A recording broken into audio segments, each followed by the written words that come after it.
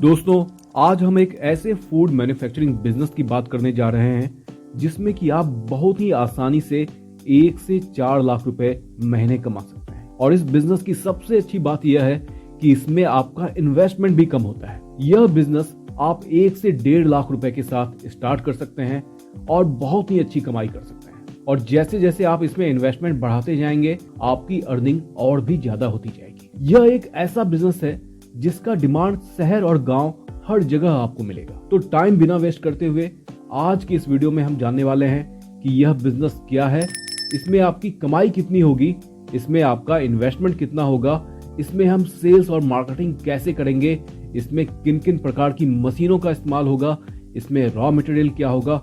तो इन सब को हम जल्दी से आसान भाषा में समझने की कोशिश करते हैं। दोस्तों, आज हम नूडल्स मैन्युफैक्चरिंग बिजनेस की बात कर रहे हैं, यानी कि चाउमीन मैन्युफैक्चरिंग बिजनेस की बात कर रहे हैं। यह एक ऐसा प्रोडक्ट है जिसका इस्तेमाल हर जगह होता है, चाहे बच्चे हो या बड़े, शहर हो या गांव, हर जगह लोग इसे खाते हैं। यही कारण है कि यह एक बहुत ही प्रॉफिटेबल बिजनेस आइडिया है। अगर आप इसकी प्रोडक्शन यूनिट अपने शहर में या अपने गांव में स्टार्ट करते हैं तो आप अपने शहर और अपने गांव के साथ साथ आसपास के इलाकों का भी मार्केट पकड़ सकते हैं। दोस्तों, नूडल्स मैन्युफैक्चरिंग की 2 प्रकार की मशीनें आती है। एक होती है सेमी ऑटोमेटिक और दूसरी होती है ऑटोमेटिक। सेमी ऑटोमेटिक और ऑटोमेटिक दोनों की ही प्रोडक्शन क्वालिटी बिल्कुल एक जैसी होती है, उसमें कोई भी अंतर नहीं होता है। अंतर होता है सिर्फ प्रोडक्शन का।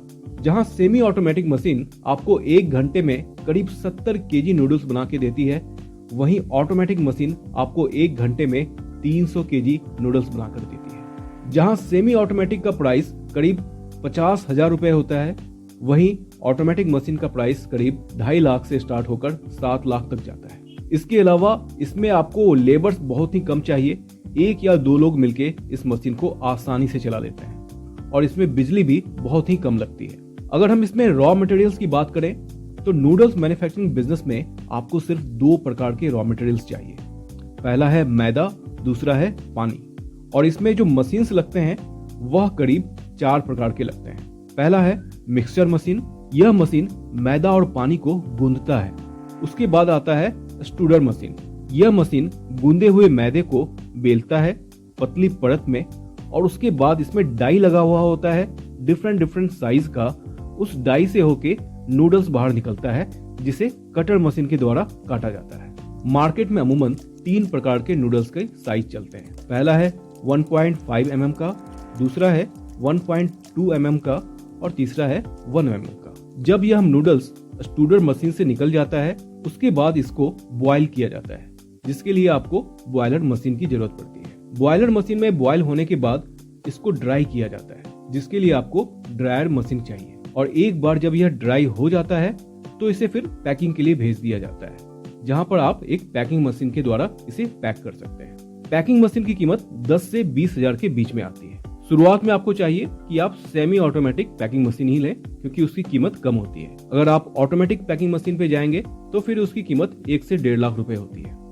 तो आइए दोस्तों, अब हम इनके यूनिट इकोनॉमिक्स को देखते हैं। यहाँ पर मैंने आपके लिए एक एक्सेल शीट बनाया है।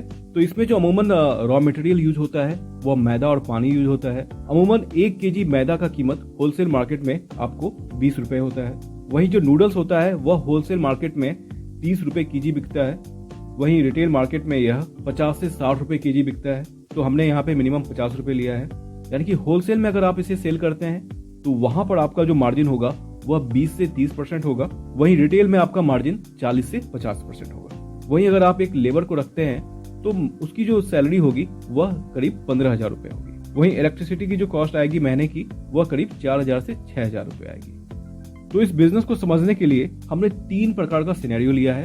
एक लिया है बैड सिनेरियो, एक लिया है गुड सिनेरियो और एक वेरी गुड सिनेरियो। यानी कि अगर हमारी परिस्थिति खराब होती है तब हमारी कमाई कितनी होगी, अगर हमारी परिस्थिति अच्छी होती है तब हमारी कमाई कितनी होगी, और अगर हमारी परिस्थिति बहुत अच्छी होती है तो हम कितना कमाएंगे। तो इन तीनों ही परिस्थितियों को हम जांचते हैं और देखते हैं कि हमारी कमाई इसमें कितनी होती है। दोस्तों, किसी भी एक रेस्टोरेंट का जो एक एवरेज पर डे का जो सेल होता है वह करीब 25 केजी नूडल्स का होता है। तो हमने यहाँ पे 25 केजी को एक बेंचमार्क बनाया है। मान लीजिए कि अगर बैड सिनेरियो में आपने सिर्फ 10 होटल्स या रेस्टोरेंट या स्ट्रीट फूड वालों को पकड़ा। तो टोटल जो आपका पर डे सेल होगा वह करीब आपका 250 केजी नूडल्स का होगा। यहाँ पर आपका मार्जिन 10 रुपए का होता है, तो आप पर डे 2500 रुपए कमाते हैं। इस हिसाब से आपका पर मंथ का जो अर्निंग होता है वह 75,000 होता है। यह मैं बुरे सिनेरियो की बात कर रहा हूँ। वहीं पर आपका लेबर का जो सैलरी होता है वह महीने का 15,000 होता है। इलेक्ट्रिसिटी हो गया, डिलीवरी हो गया और बाकी मेंटेनेंस का जो खर्चा आएगा वह करीब 10 से 12,000 रुपए आएगा। तो यहाँ पर आपका टोटल जो ऑपरेटिंग कॉस्ट आ रहा है मोटा मोटा वह करीब 25,000 रुपए का आ रहा है। तो इस हिसाब से आपका जो एबिटा हुआ यानी कि जो आपका प्रॉफिट हुआ वह करीब 50,000 रुपए हुआ। तो बुरे सिनेरियो में आप कम से कम 50,000 रुपया यहाँ पे कमाएंगे। अगर अच्छे सिनेरियो में आपने करीब 35 अच्छे रेस्टोरेंट्स को पकड़ लिया, होटल्स को पकड़ लिया, स्ट्रीट फूड वालों को पकड़ लिया, तो आपका जो पर डे का जो सेल होगा वह करीब 875 केजी का होगा। तो यहाँ पर आप डेली 8,750 रुपया कमाते हैं। तो आपका जो मंथली अर्निंग हुआ वह हुआ करीब 2.5 लाख का। और इस हिसाब से आपका जो प्रॉफिट होता है महीने का वह होता है 2,07,000। वहीं अगर आपका बिजनेस बहुत अच्छा चल पड़ता है, आप बड़ा मार्केट पकड़ लेते हैं, करीब आपके पास 70 दुकानें हैं जहां पर आप इसे सेल कर रहे हैं, तो आपका जो पर डे का जो सेल होगा वह करीब 1750 केजी का होगा। और आपका जो अर्निंग होगा पर डे का वह होगा करीब 17,500 रुपए का। वहीं आपको यहाँ पर 3 लेबर भी रखने पड़ेंगे, तो आपका जो लेबर का कॉस्ट हो गया वह 45,000 हो गया। आपकी जो मेंटेनेंस कॉस्ट है वह भी बढ़ जाएगी, वह करीब 35,000 की हो गई। तो यहाँ पर जो आपका टोटल महीने का एक्सपेंस हो गया वह हो गया करीब 80,000। तो इस हिसाब से आपकी जो अर्निंग होगी महीने की वह होगी करीब 4.5 लाख रुपए की। तो दोस्तों यह एक प्रोजेक्शन है। हमने खराब परिस्थिति को भी एनालाइज किया, अच्छे परिस्थिति को भी एनालाइज किया और बहुत अच्छे परिस्थिति को भी एनालाइज किया। तो तीनों ही परिस्थितियों में हमारी जो प्रॉफिट आ रही है वो अच्छी खासी आ रही है। यानी कि यह बिजनेस एक प्रॉफिटेबल बिजनेस है। इस पे अगर आप मेहनत करेंगे, इस पे अगर आप काम करेंगे तो आपको यहाँ से प्रॉफिट अच्छा खासा जरूर निकलेगा। दोस्तों इस बिजनेस में आप 2 प्रकार से सेल कर सकते हैं। एक तो हो गया B2B, दूसरा हो गया B2C। तो आपको यहाँ पर होटल्स में से सप्लाई करना है, रेस्टोरेंट्स में सप्लाई करना है और स्ट्रीट फूड वाले जो वेंडर होते हैं आपको उनको इसे सप्लाई करना है। उनकी जो डिमांड आती है वह डेली बेसिस पे आती है, यानी कि आपको डेली उनको सप्लाई करना है। और वहां पर सबसे अच्छी बात यह है कि उनको पैक नूडल्स नहीं चाहिए, उनको डायरेक्ट उबला हुआ नूडल्स आपसे चाहिए डेली बेसिस पे। तो इस वजह से यहाँ पर आपका ड्रायर का कॉस्ट भी बचता है और आपका पैकिंग का कॉस्ट भी बचता है। उनको यह उबले हुए नूडल्स इसलिए चाहिए क्योंकि एक तो उनको इसे वापस उबालना नहीं पड़ता है, दूसरा ये ताजे नूडल्स टेस्टी ज्यादा होते हैं। इनको रीहीट करने पे, इनको दोबारा उबालने पे इनका जो स्वाद है वह कम हो जाता है। तो यह आपका एक बहुत ही बड़ा मार्केट है और यह मार्केट आप इजीली टैप कर सकते हैं। दूसरा हो गया आप इन नूडल्स को पैक करके होलसेल मार्केट में सेल करें।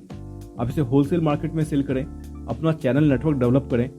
दूसरा आप इनकी अच्छी पैकिंग करके आप इसे ऑनलाइन भी सेल कर सकते हैं। अगर आपके पास थोड़ा बजट है तो आप एक अच्छा सेल्स पर्सन हायर कर सकते हैं naukri.com पे, या आप किसी प्लेसमेंट एजेंसी से एक अच्छा सेल्स पर्सन हायर कर सकते हैं FMCG मार्केट से। तो 6 महीने में वो आपका एक अच्छा सेल्स नेटवर्क बना के देगा और आपका एक अच्छा बिजनेस सेटअप हो जाएगा। मेरी यह सलाह हमेशा रहती है, जब भी आप सेल्स पर्सन को हायर करें उनके साथ आप सेल्स कॉल पे जरूर जाएं अगर आप मार्केटिंग और सेल्स में नए हैं। इससे आपकी लर्निंग बढ़ती है और आप में कॉन्फिडेंस आता है। दोस्तों आई होप कि आपको यह बिजनेस पसंद आया होगा। अगर इस बिजनेस रिलेटेड आपके दिमाग में कोई भी डाउट है, कोई भी क्वेश्चन है, तो आप नीचे कमेंट करके पूछें। मुझे बहुत ही खुशी होगी आपके सवालों का जवाब देकर। दोस्तों नए बिजनेस आइडिया पे मेरे और भी वीडियोस हैं जिसका लिंक मैंने नीचे डिस्क्रिप्शन और ऊपर आई बटन में दे रखा है। इस वीडियो को देखने के बाद आप चाहें तो उसे भी देख सकते हैं। अगर आपको ये वीडियो अच्छी लगी तो वीडियो को लाइक जरूर करें और चैनल को सब्सक्राइब भी करें ताकि आपको हमारी सारी वीडियो टाइम पे मिलती रहे। मिलते हैं फिर अपने अगले वीडियो में, तब तक के लिए बाय बाय।